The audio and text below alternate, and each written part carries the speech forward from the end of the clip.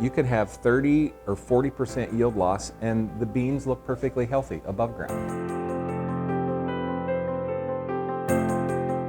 Hello, and welcome to this extra edition of the State of Soy. I'm Michaela Jordan, reporting from the Iowa Soybean Association office in Ankeny, where I'm joined today by Dr. Greg Tylka, who is a nematologist and professor at Iowa State University, talking about soybean cyst nematodes and the research that he's conducting to help Iowa's farmers.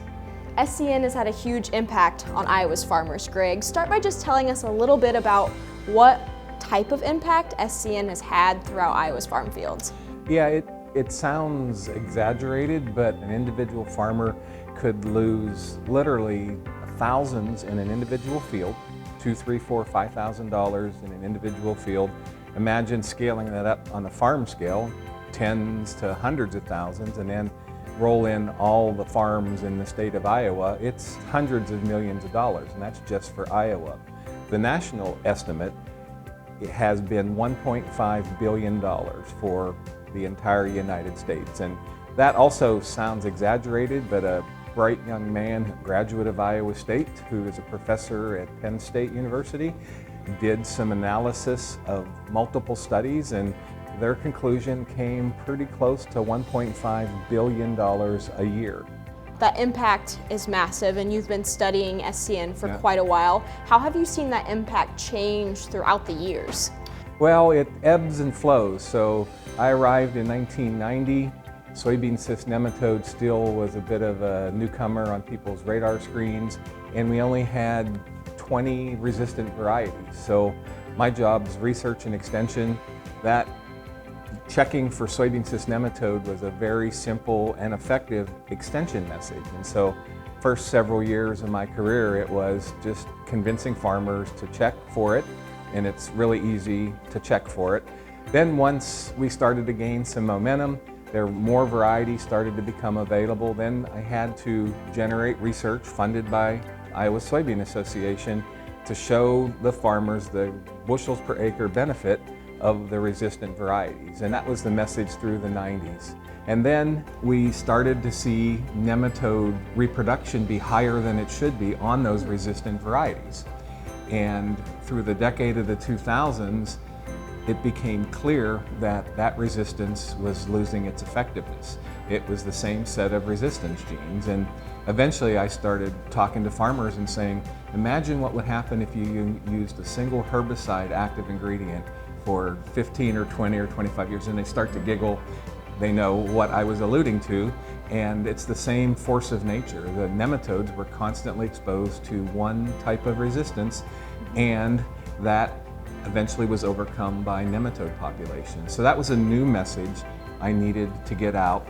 And I hope that our message, again with research funded by the Soybean Checkoff, perhaps nudge the seed industry in the right direction, because we desperately needed a second source of genetics for resistance.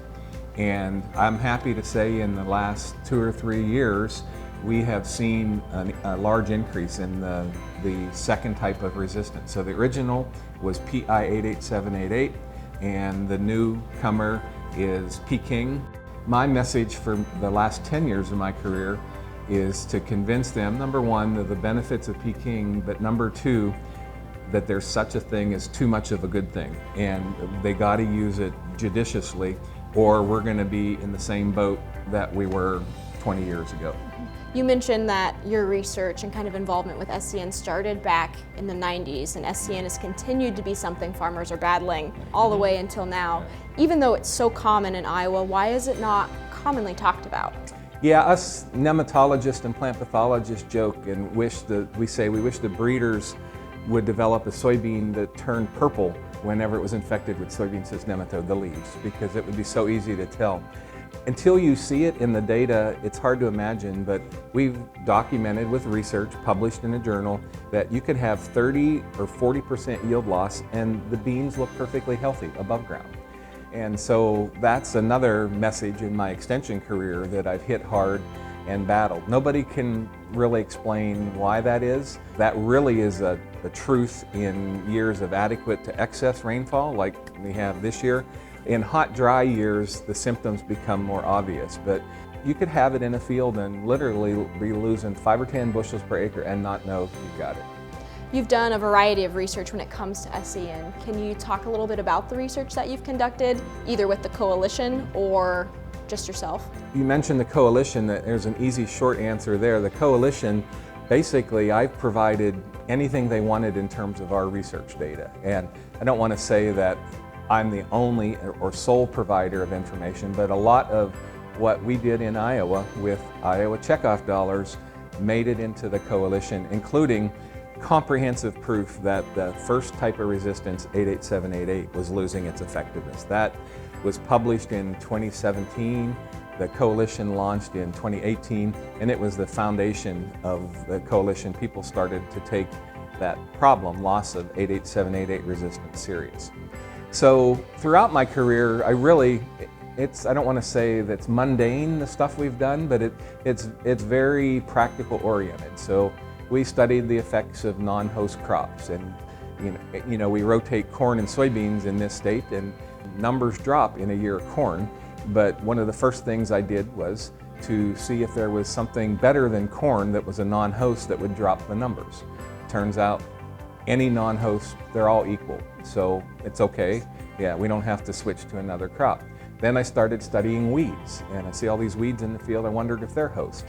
We checked them out. Fortunately, they weren't. None of those were hosts. So in the early days, it was kind of coming up with some of these foundational things that we needed Iowa-specific data. And then throughout the years, I've worked with resistant variety development with Danny Singh at Iowa State University. We're very close, both personally and professionally. And he just submitted a release of 8 new SCN-resistant varieties.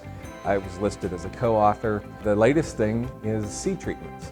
And now there are seed treatments sold or marketed that offer nematode protection. And so I have an obligation to test those throughout the state of Iowa and show field data on whether they work or not. And the farmer kind of plays a role in that too through their investment in the soybean checkoff. How does the soybean checkoff investment help the research that you're doing at Iowa State and with SCN? Yeah. Well, first I'll say that the checkoff is vital to all SCN researchers throughout the nation.